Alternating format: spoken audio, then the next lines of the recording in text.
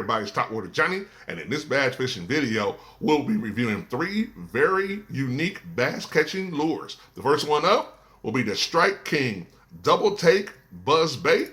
The next one up will be the DOA PT7, and the third one will be the Duo Realis Nomase Kozakana. Each one of these lures is unique, but each one of these lures can catch fish. So let's go ahead and take a closer look at them right now. So let's go.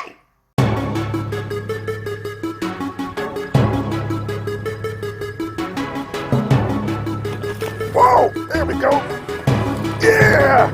Woo, holy cow, folks. Topwater Johnny here, man. This is what we came here for. Look at that. Get back here. Look at that right there. That's the kind of beast that we came here for. There we go. Woo! And that one hooked.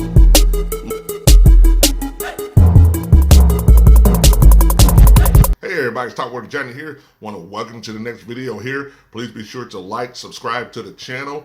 If you're not a part of the lure giveaway yet, go to the description box. The link to the video that you need to watch and comment on is over in my description box. Watch that video. Leave a comment, be sure to like it, and then you will be eligible for the lure giveaway.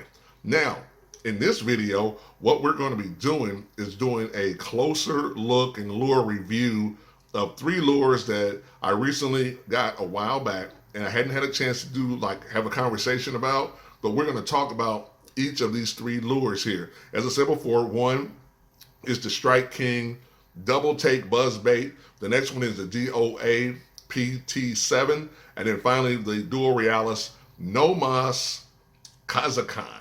So what we're going to do is go ahead and take our closer look and review of these lures right now.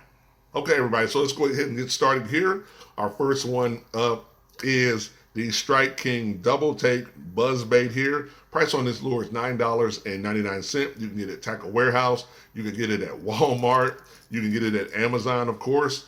Now, some things about it that are pretty unique is that the skirt here is actually called Z-Man Perfect Skirt. So Z-Man contributed to the design of this lure here. This is a very loud buzzbait here because of the double blades here. So this really will call up fish. It also will annoy fish for sure based on the amount of noise that it makes on the water.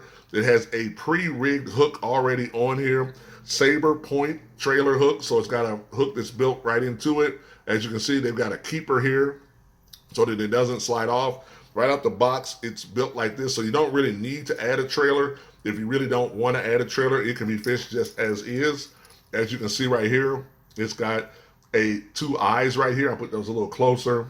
2 eyes right here, so when the bass are looking up at it, this is what they're actually seeing right here, these 2 eyes. So it's really giving off the perception of being a fleeing minnow or a shad of some sort that's trying to escape.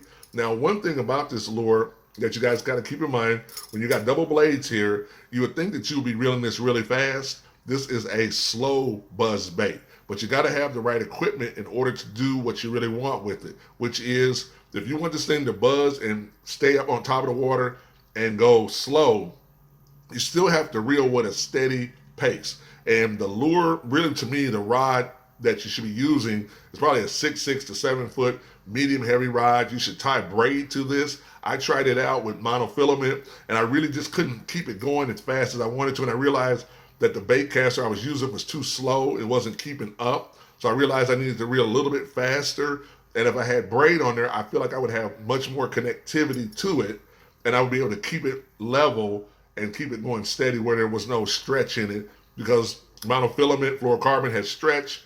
I wanted to have that tightness where I could feel the lure itself, and braid does that for me.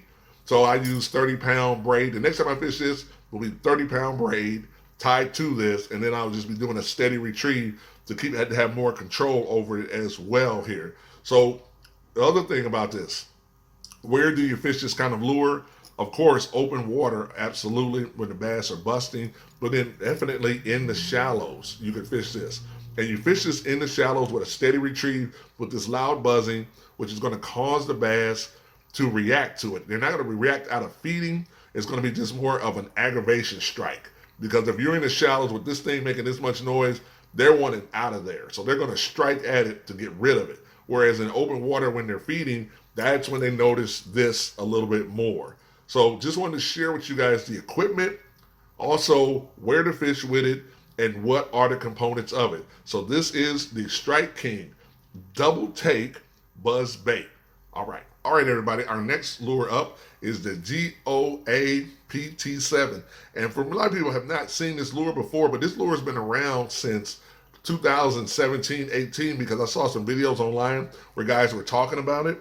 And it's a definitely very unique type of lure here. The actual price on this lure is $8.79. You can get it at DOALures.com. The actual length is 3 inches in length, and the weight is 5/8 of an ounce. And when you decide to get one of these lures, you actually get 2 of them. So in a package, you're going to get 2 of these lures.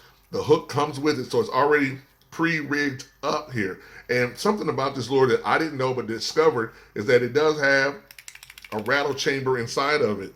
And this foam rattle chamber, look at this right here, is an insert. So you can actually buy an insert for this lure. So if this thing starts to get beat up or worn out, you can actually buy inserts from DOA to add back into this lure here. Now, when you look at this lure here, that hook that's in there, that's put in there, is a 7/0 EWG hook. And really, when they built this lure here, it was built to kind of replicate a spook. And so that's kind of what its purpose is, except it has a weedless presentation. So as you can see right here, when the bass bites down on it, the hook can be easily exposed, and that's a lot of hook here.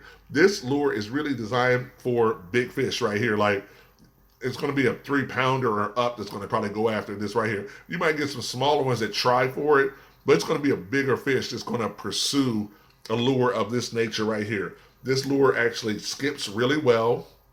It also, I tested it out, it also walks the dog. If you keep the rod tip really high and you just kind of pop it back and forth, it will get some real good walk to action here as well. A lot of people are challenged with that, but if you keep the rod tip high, have it on braid, pop it back and forth just like that, keeping it up, it will walk the dog. I've seen videos of guys skipping it as well. Also, another thing that I've noticed with this lure, I've seen some guys actually put scent in here. And so that when they were fishing it, they would have scent coming off of it so that would attract fish as well. So this really is a lure that could do a lot of things in that realm of top water, popping action. It could be kind of it can walk the dog, it can skip, but then it also has the ability to pause and stay in place. In other words, more time in the strike zone. So what would you fish this with? 7-foot rod, medium heavy, 30-pound braid.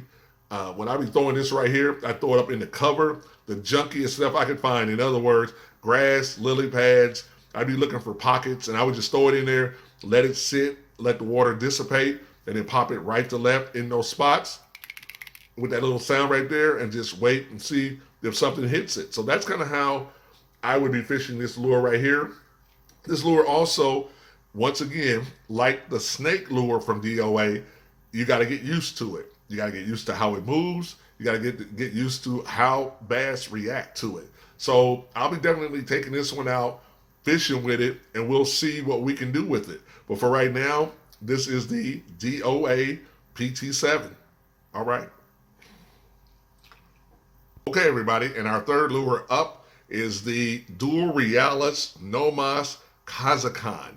And this is definitely a unique lure. I even had a subscriber reach out to me named Steve Young, who was looking forward to me reviewing this lure here. But what I discovered is that there's another lure that looks like this one right here, and it is also from Duo Realis, and it's called the Nomase Wakasagi. And that's another lure out there. It doesn't come with the hooks here at all. It actually has a spot in the top where you can attach a weedless hook to the very top of it here. So there's actually 2 versions of this in the marketplace. So I just want to give Steve a shout and say, hey, I'm not sure if it's the same lure that we're talking about, but when we get done with this review, you might see how to make it work if you're interested in getting it. First thing up, this lure, I bought it from the Hookup Tackle, and the actual price was $10. It's actually a half an ounce, and the length is 3 inches. Now, when you look at this lure, I know you're probably saying, wow, that's a lot of hooks going on there, Johnny. Well, this lure, because it's weedless, as you can see, is designed to have a lot of vibration, and it's really designed to be brought up and down in the water column, and to really trigger suspended bass, but also bass that are in the shallows. And actually, that's what they said it was built for, was to get bites in the shallow parts of the water. Now, I live in Florida.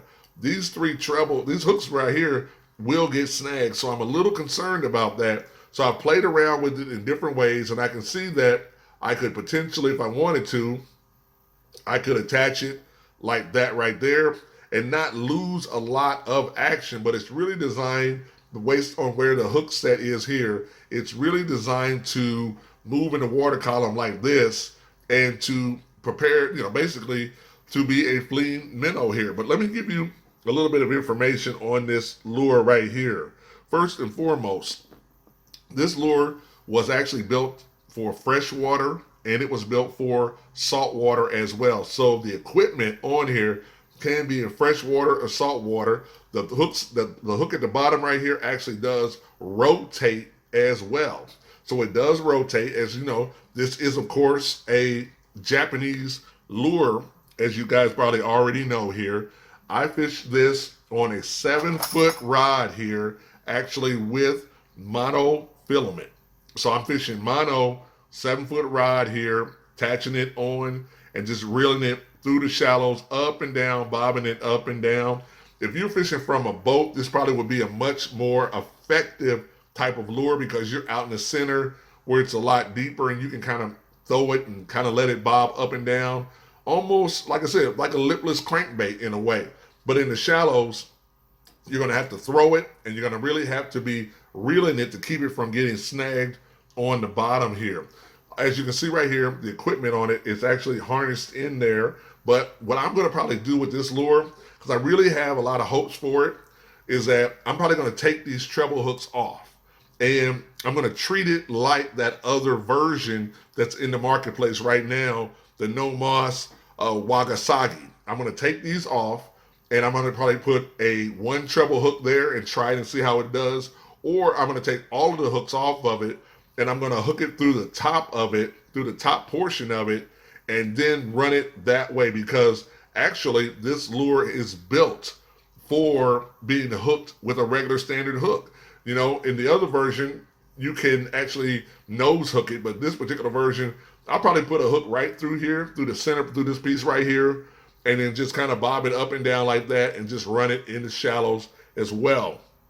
Now, one other thing on here that I want you guys to know about this hook, this actual lure, is that it does vibrate. As you can see, lots of action, lots of movement here as well. Also, what I also did, so that you guys could really see this lure in action, if you go to my description box, I put a link to this lure so that you can see this lure in action and this lure in movement, because I think that's important when you're looking at a lure that's so unusual like this with so many hooks. But it's really designed to be set so that you don't miss any of those short strikes. But this is a small lure in itself, so it's not like it's a really big lure, but yet at the same time they built it to avoid short strikes. Like I said before, we will see what it really does. I'm going to get it out in the water, I'm going to do some testing on it, and I'm going to see what it really does. But I will promise you guys this, I am going to take these hooks off here for sure, and I'm going to lighten the load, and see how it actually performs in the water here, because the way it is right now, it is definitely very snaggy, and I'm just not sure about it at the moment. So I just wanted to show you guys this lure right here. Is there anything else? Let me make sure here, make sure I'm not missing anything here.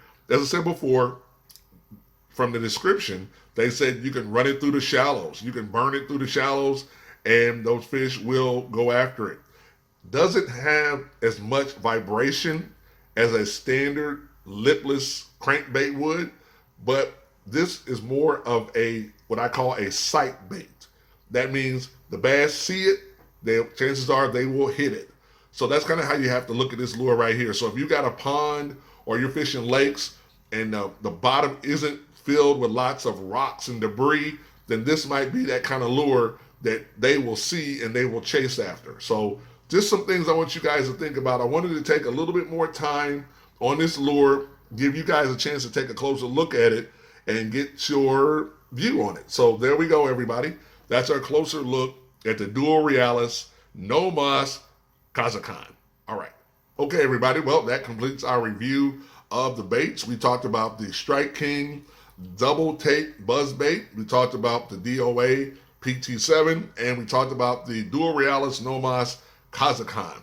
Now, each of these lures definitely are a unique type of lure. Each lure can and would get bit. It just matters on the place and the situation where you're fishing at. So that's really what it comes down to at the end of the day. Where you're fishing at and how those bass are feeding or striking at things at that particular time there. Now, when you look at these lures, each one of these lures you can be successful with, I would just say that.